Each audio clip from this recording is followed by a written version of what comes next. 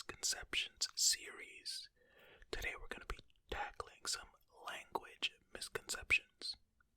Okay, let us begin. Shout out Jerem.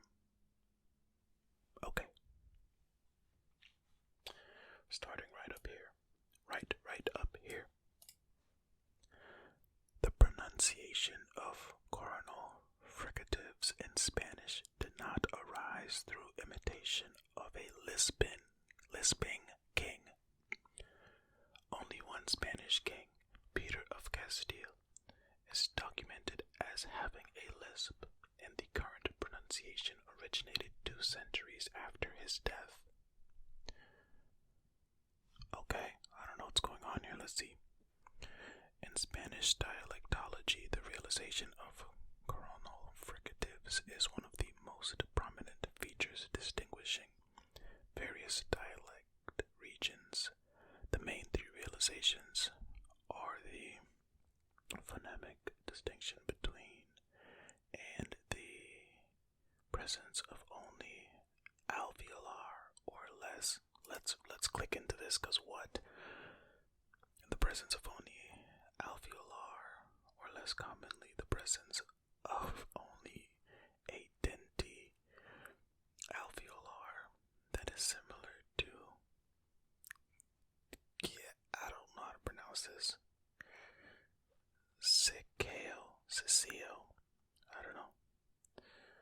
While an urban legend attributes the presence of the dental fricative to a Spanish king with a lisp, the various realizations of those coronal fricatives are actually a result of historical processes that date to the 15th century. I have no idea what's going on here. So, okay. Cool.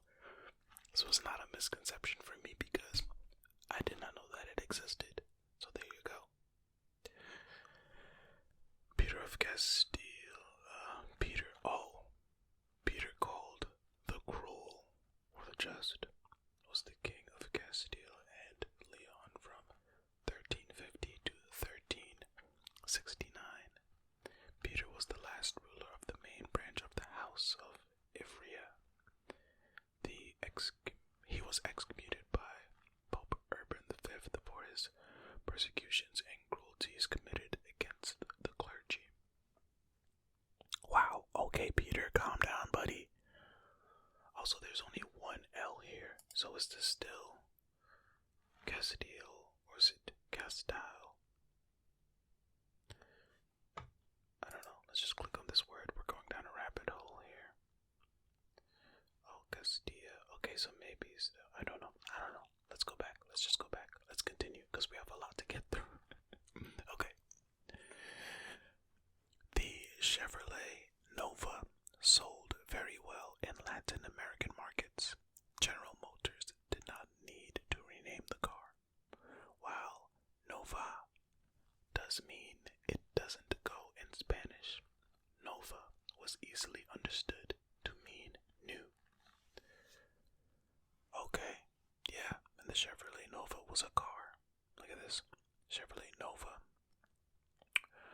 Or the Chevy Nova is a small automobile manufactured by Chevrolet and produced in 5 generations for the 1962 through 1979 and 1985 through 1988 model years.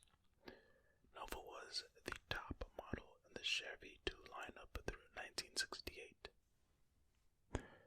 Yeah, and General Motors, GM, is a company, automotive company, an American multinational automotive manufacturing company headquartered in Detroit, Michigan, United States.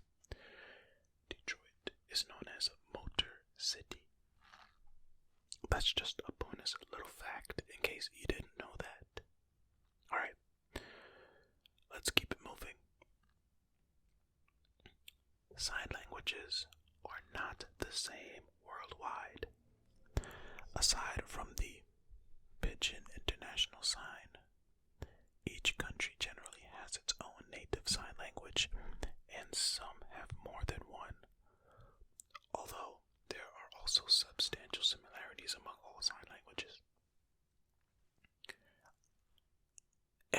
makes sense that different countries have different sign languages because they have straight up different languages, and not everything translates directly from one language to another, even when you're speaking it. So when you're signing it, I think it would make sense that there are some differences.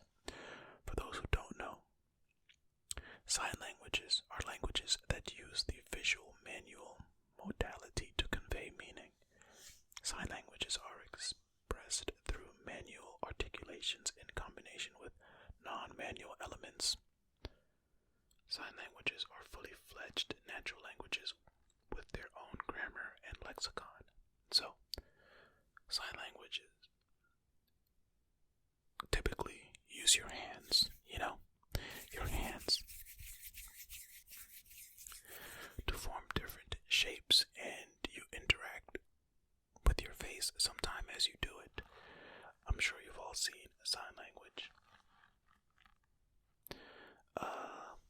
A pidgin sign or pidgin language is a grammatically simplified means of communication that develops between two or more groups that do not have a language in common. Typically, its vocabulary and grammar are limited and often drawn from several languages.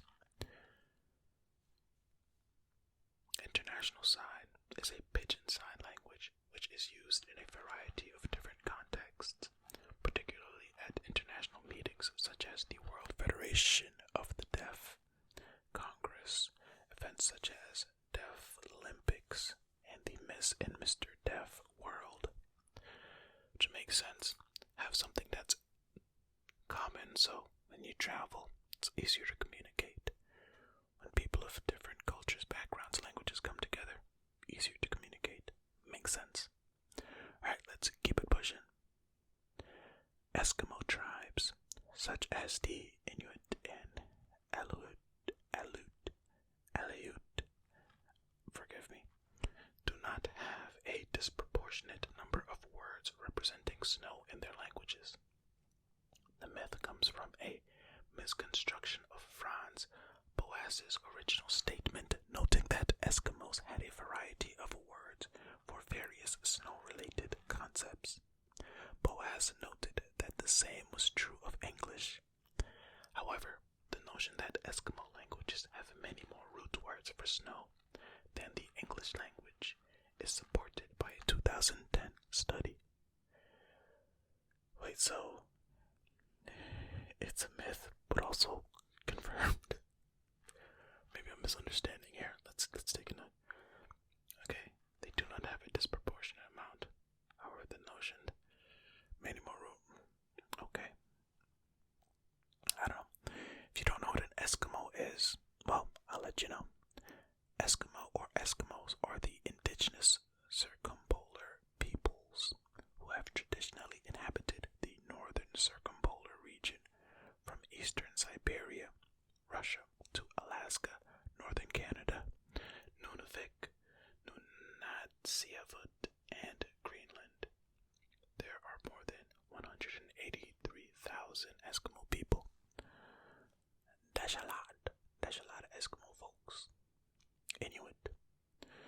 They are a group of culturally similar indigenous peoples inhabiting the Arctic regions of Greenland, Canada, and Alaska.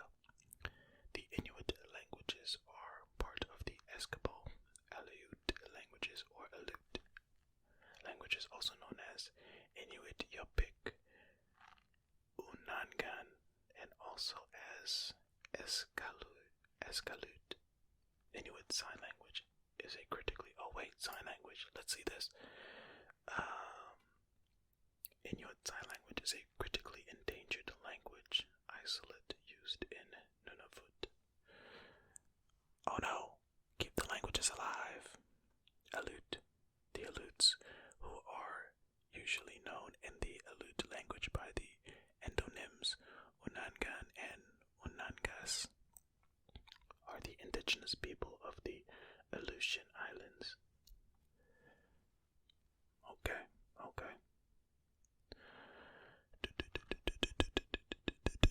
The claim that Eskimo languages have an unusually large number of words for snow first loosely attributed to the work of anthropologist Frank Boas, and particularly promoted by his disciple Benjamin Lee Whorf, has become a cliché often used to support the controversial linguistic relativity hypothesis known as Whorfianism, okay, which posits that a language's vocabulary, among other features, shapes its speaker's view of the world. This strong version of the hypothesis is largely now discredited, though the basic notion that Eskimo languages have many more root words for snow than the English language is itself supported by a 2010 study. Now, has there only been one study? Because we need more studies then, okay? We can't just have one study. Somebody needs to come in and then challenge that study. Many more studies come in, or get some peer reviewing done. Come on. We know the process, don't we? Come on guys, come on. Okay, this is Franz Uri Boas was a German-born American anthropologist and a pioneer of modern anthropology who has been called the father of American anthropology. His work is associated with the movements known as historical particularism and cultural relativism. Okay. Alright. Okay, you know what? Let's learn about root words as well while we're at it. A root is the core of a word that is irreducible into more meaningful elements. In morphology, a root is a morphologically simple unit which can be left bare or to which a prefix or a suffix can attach. The root word is the primary lexical unit of a word and of a word family, which carries, this is super long, which carries aspects of semantic content and cannot be reduced into smaller constituents. And we're gonna leave it there for root words. Wow, well, there you go.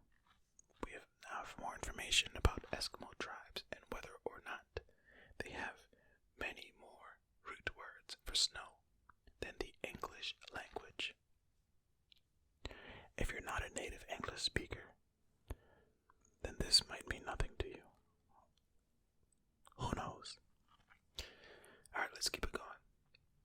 The Hopi people do in fact have a concept of time, and the Hopi language does have ways of expressing temporal concepts, though they are organized differently from those in Western languages. I have no idea who the Hopi people are, H-O-P-I, so let's take a look. Okay, there we go. The Hopi are a Native American tribe who primarily live on the Hopi Reservation in northern Arizona. As of the 2010 census, there are 19,338 Hopi in the United States. The Hopi tribe is a sovereign nation within the United States and has government-to-government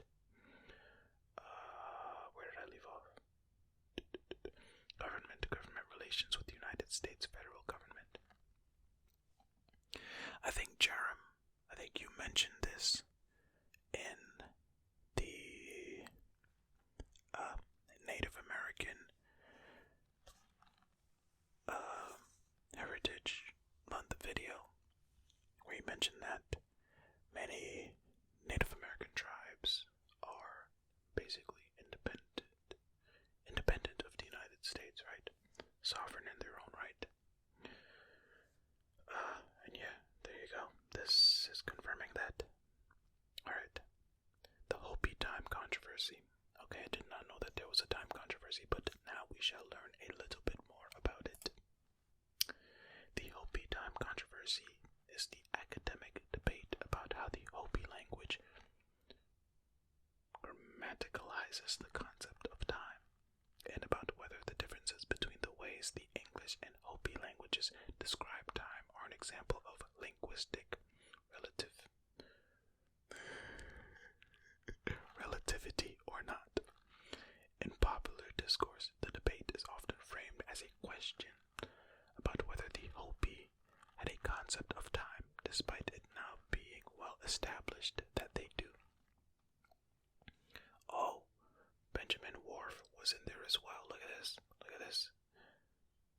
The debate originated in the 1940s when American linguist Benjamin Lee Whorf argued that the Hopi conceptualized time differently from the standard average European speaker, and that this difference correlated with grammatical differences between the languages. Wait a minute. Whorf argued that Hopi has no words, grammatical forms, construction, or expressions that refer directly to what we call time, and concluded that the Hopi had no general notion or intuition of time as a smooth-flowing continuum in which everything in the universe proceeds at equal rate out of a future through the present into the past. Okay. Look.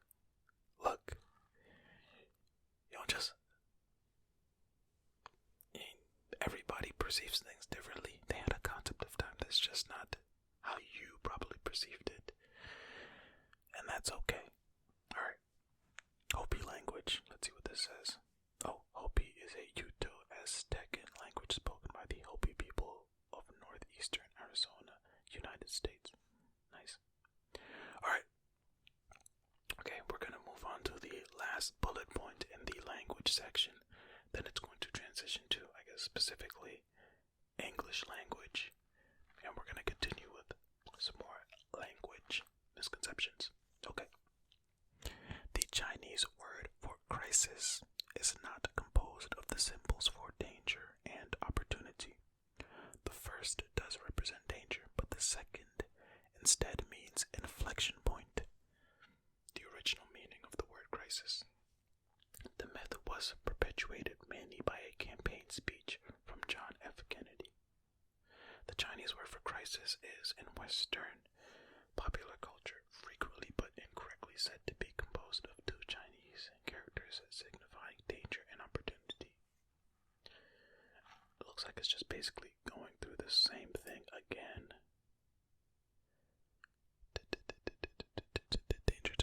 The second character is a component of the Chinese word for opportunity, but has multiple meanings, and in isolation means something more like change point. Okay. Alright, I'm gonna read this again. The Chinese word for crisis is, in Western popular culture, frequently but incorrectly said to be composed of two Chinese characters signifying danger and opportunity. The second character is a component of the Chinese word for opportunity, but has multiple meanings, and in isolation means something more like change point. The mistaken etymology became a trope after it was used by John F. Kennedy in his presidential campaign speeches and is widely repeated in business, education, politics, and the press in the United States.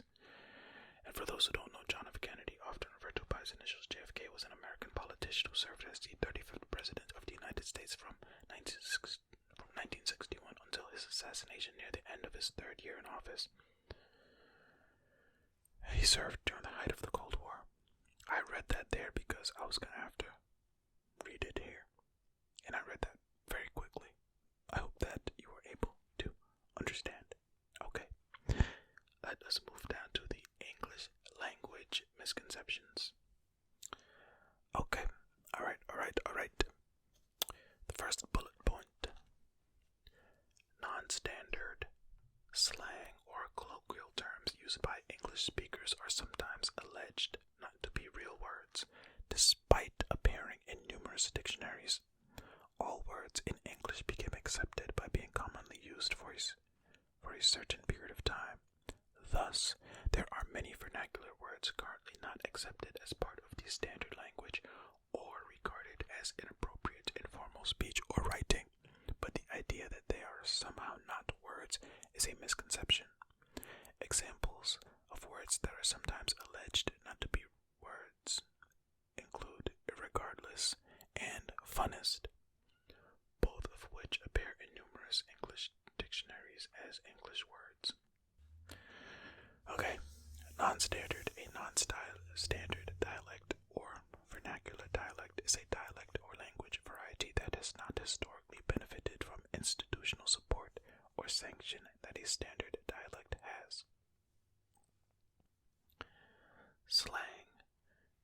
is a language of an informal register more common to spoken than written usage. It also sometimes refers to the language generally exclusive to the members of particular in-groups. Prefer over the common vocabulary. I feel like I read that wrong.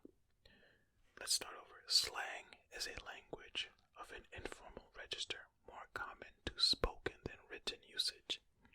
It also sometimes refers to the language generally exclusive to the members of particular in-groups prefer over the common vocabulary of a standard language in order to establish group identity. I feel like I'm not reading that incorrectly, but it was written poorly. I know I flub up all the time and I sabotage sentences, but that time I don't think that one was me. Let's finish reading the slang definition here. To establish group identity, exclude outsiders, or both. The word itself came about in the 18th century and has been defined in multiple ways since its conception.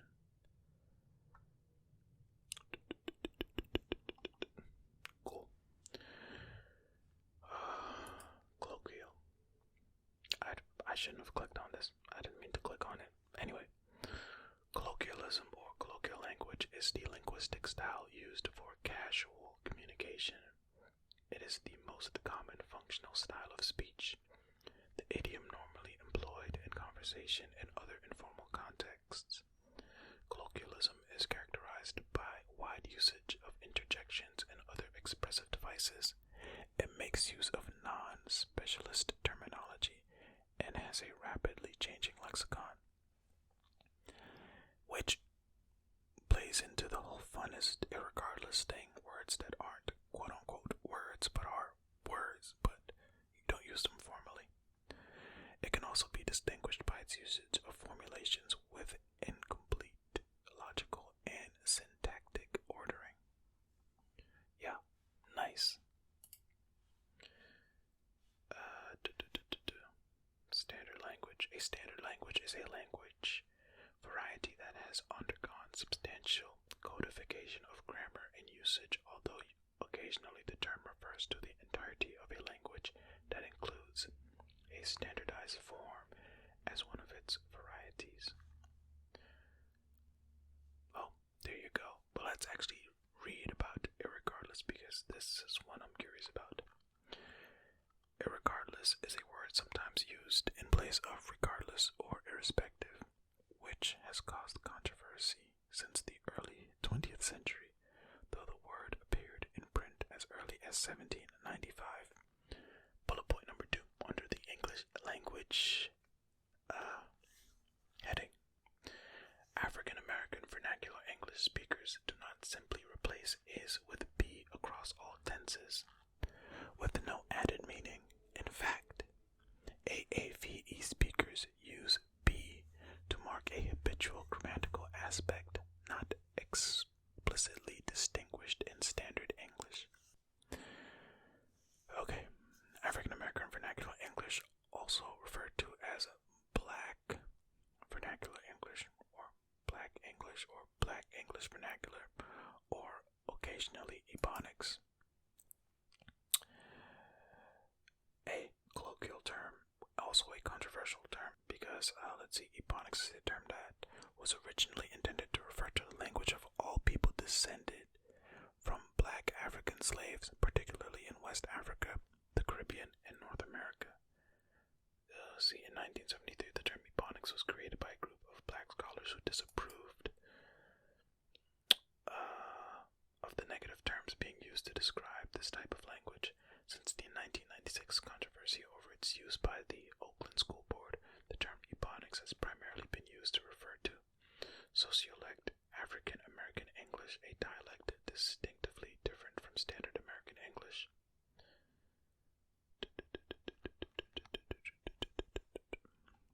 So yeah. Okay.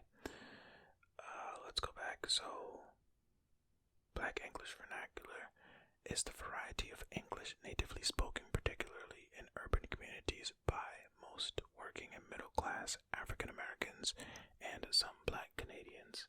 Having its own unique grammatical vocabulary and accent features, African American vernacular English is employed by black Americans as the more informal and casual end of a sociolinguistic continuum. On the formal end of this continuum, speakers switch to more standard English grammar and vocabulary, usually while retaining the elements of the non-standard accent. Yeah. What is this?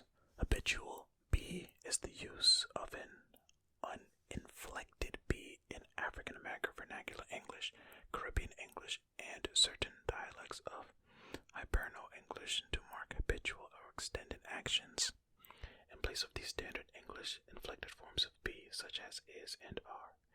That's just another explanation of what's going on there.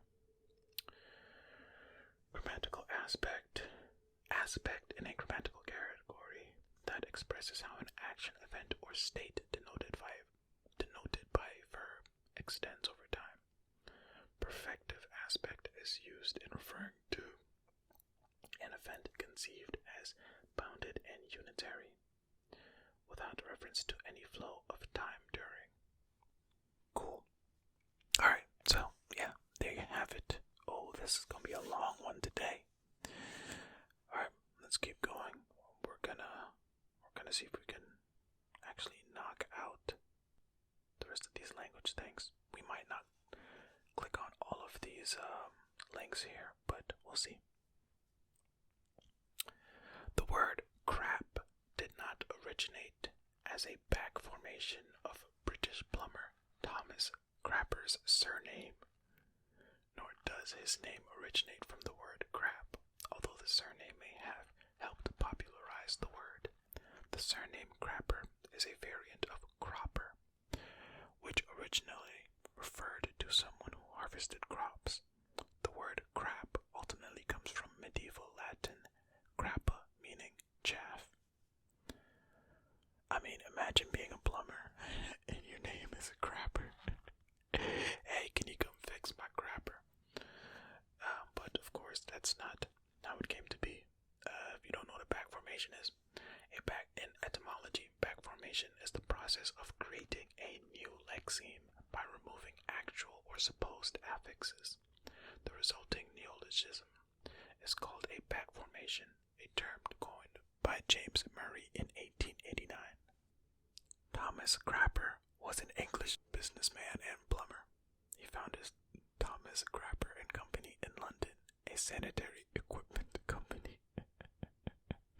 Crapper held 9 patents, 3 of them for water closet improvements such as the floating ball cock. Well, the old Crapper ball cock combination. I'm a child, I know. Yeah. Okay, let's keep going. Next bullet point. 420 did not originate from the Los Angeles Police or Penal Code for marijuana use. California Penal Code Section 420 prohibits the obstruction of access to public land. The use of 420 started in 1971 at San Rafael High School, where it indicated the time, 4:20 p.m., when a group of students would go to smoke. So this one group of students just spread 420 across the land. Maybe it started as a group of 5 kids. Hey, at 420 we're gonna go smoke. Then another kid joined, and then that kid that joined actually went and formed another group. Hey, they smoke at 420, let's us smoke at 420. And then little by little, one person from each group broke off and formed their own smoking sections, and thus 420 has become weed day, weed time, just synonymous with weed. So the date 420, the time 420, just 420. 420 is cannabis culture slang for marijuana and hashish consumption, especially smoking around the time 420. It also refers to cannabis-oriented celebrations that take place annually on April 20, which is 420.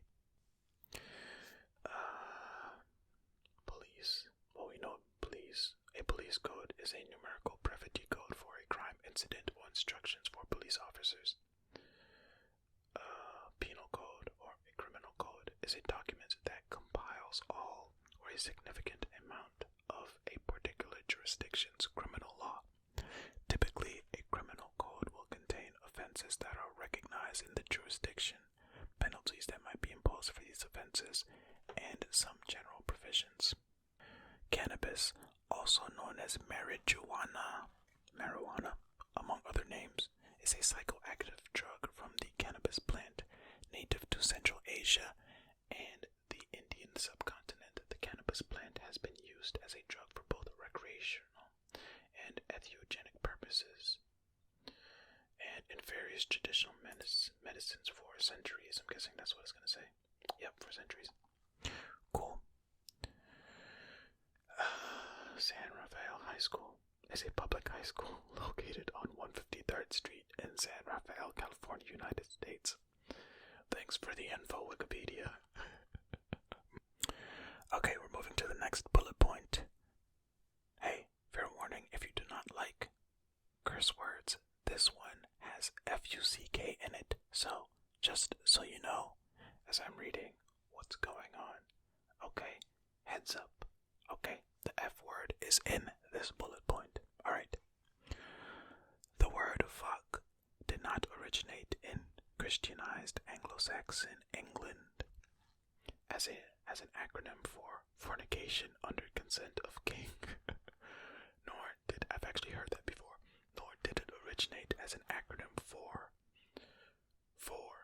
unlawful and carnal knowledge, either as a sign posted above adulterers in the stocks or as a criminal charge against members of the British Armed Forces, nor did it originate during the 15th century Battle of Agincourt as a corruption of pluck you, P-L-U-C-K-Y-E-W,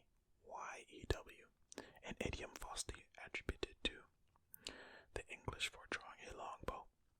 Modern English was not spoken until the 16th century, and words such as fornication and consent did not exist in any form in English until the influence of Anglo-Norman in the late 12th century. The earliest certain recorded use of fuck in English comes from 1475 in the poem Flen Flies, where it is spelled fuckent, conjugated as if a Latin verb meaning they fuck. It is of Proto-Germanic origin and is related to either Dutch Falken or German Ficken and Norwegian Fuka. So there you have it. Okay, so fuck is a profane English language word. It often refers to the act of sexual intercourse, but is also commonly used as an intensifier or to convey disdain. While its origin is obscure, it is usually considered to be first attested to around 1475 AD, 1475. Oh my goodness, in modern usage. Well, there you have it. There you have it. An acronym, in case you don't know, is a word or name formed from the initial components of a longer name or phrase, usually using individual initial letters, as in NATO or EU, but also sometimes using syllables, as in Benelux, or a mixture of the two, as in radar. Similarly, acronyms are sometimes pronounced as words, and sometimes they're not. As words, as in NASA or UNESCO, sometimes as individual letters, as in FBI or ATM, or a mixture of the two, as in JPEG or MPEG. Cool. Adulterers. We're supposed to learn about adulterers while learning about the F word. Adultery is an extramarital sex that is considered objectionable on social, religious, moral, or legal grounds. Although these sexual activities that constitute adultery vary, as well as the social, religious, and legal consequences, the concept exists in many cultures and is similar in Christianity. Stocks are feet restraining devices that were used as a form of corporal punishment and public humiliation.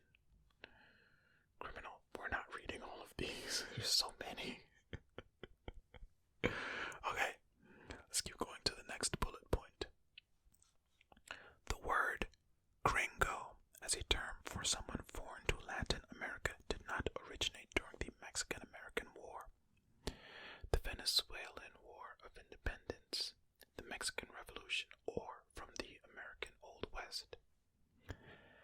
As a corruption of the English lyrics Green Grow in either Green Grow the Lilacs or Green Grow the Rushes, oh, as sung by U.S. soldiers or cowboys, nor did it originate during any of these times as a corruption of Green Go Home, falsely said to have been shouted at green-clad American troops. The word originally simply meant foreigner, and is probably a corruption of the Spanish word griego for Greek. Along with the lines of the idiom, it's Greek to me. Okay. So, a gringo, which is male, or a gringa, which is female, is a term for a foreigner in Latin America. There are regional differences in meaning and in the frequency of usage, and the context matters greatly, but it refers most often to white people from the United States or other English-speaking countries. I think that's the most important one to read, right? Or we can read corruption. Language change is variation over time in a language's features. It is studied in several subfields of linguistics: historical linguistics, sociolinguistics, and evolutionary linguistics. Some commenters use the label corruption to suggest that language change constitutes a degradation of the quality. I'm not clicking through. I'm just going to leave it there. So that's what corruption means in this sense, when you're speaking of the term gringo or words as a whole. Okay, next bullet point. The expression rule of thumb did not originate from an English law allowing a man to beat his wife with a stick no thicker than his thumb, and there is no evidence that such a law ever existed. The false etymology has been broadly reported in media including the Washington Post in 1989, CNN in 1993, and Time magazine in 1983. The expression originates from the 17th century from various trades where quantities were measured by comparison to the width or length of a thumb. And rule of thumb is an approximate method for doing something based on practical experience rather than theory. This usage of the phrase can be traced back to the 17th century and has been associated with the various trades where quantities were measured, as we just said, with the width or length of a thumb. Next bullet point. The word the was never pronounced or spelled ye in Old English or Middle English. The confusion seen in the common stock phrase ye old derives from the use of the character thorn, which in Middle English represented the sound now represented in modern English by th in black letter, and thorn and y are difficult to distinguish, meaning that very closely resemble the ye. The next bullet point. The anti-Italian slur WOP, I've never heard of this word, did not originate from an acronym for without papers or without passport, as is widely believed. It is actually derived from the term guapo, roughly meaning thug or dandy, from Spanish guapo. Anti-Italianism or Italophobia is the negative attitude regarding Italian people or people with Italian ancestry, often expressed through the use of prejudice, discrimination, or stereotypes. Its opposite is Italophilia.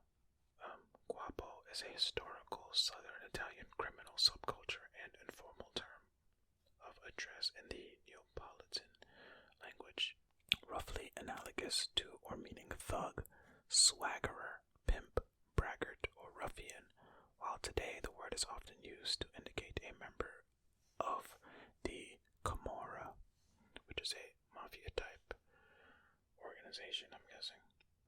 Thuggy refers to the acts of the thugs, who were organized gangs of professional robbers and murderers. The English word thug traces its roots to the Hindi which means swindler or deceiver. Related words are the verb thugna from Sanskrit. Okay, wow, did not know that the word thug originates from Hindi. This is the last bullet point for this video.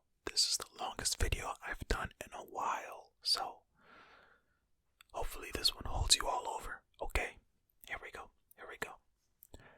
Xmas did not originate as a secular plan to take the Christ out of Christmas. X stands for the Greek letter chi or chai, the starting letter of what? Of Christos, Christ in Greek. The use of the word Xmas in English can be traced to the year 1021, when monks in Great Britain used the X in place of Christ for abbreviation while transcribing classical manuscripts into Old English. The Oxford English Dictionary's first recorded use of Xmas for Christmas dates back to 1551. Oh, well, Xmas straight up just means Christmas. I did not know that. I just thought it was an abbreviation that came to be. I never really bought into the whole take the Christ out of Christmas thing. I don't care what anybody believes. It has nothing to do with me. That's pretty cool. Xmas is a common abbreviation of the word Christmas. It is sometimes pronounced, but Xmas and variants such as Xtimus. I guess they're putting a T, Xtimus, I don't know, originated as handwriting abbreviations for the typical pronunciation. The X comes from the Greek letter G, which is the starting letter of Christos, Christ, which is Christ in Greek. There you go. It checks out. So, there you have it. We made it. Crazy, right? Anyway, I appreciate you all. Thank you all for watching and or listening to this video. Again, shout out Jerem for the suggestion. Everybody say thanks to Jerem in the comments if he makes a comment for suggesting this Wikipedia misconceptions list. Okay, on to next time.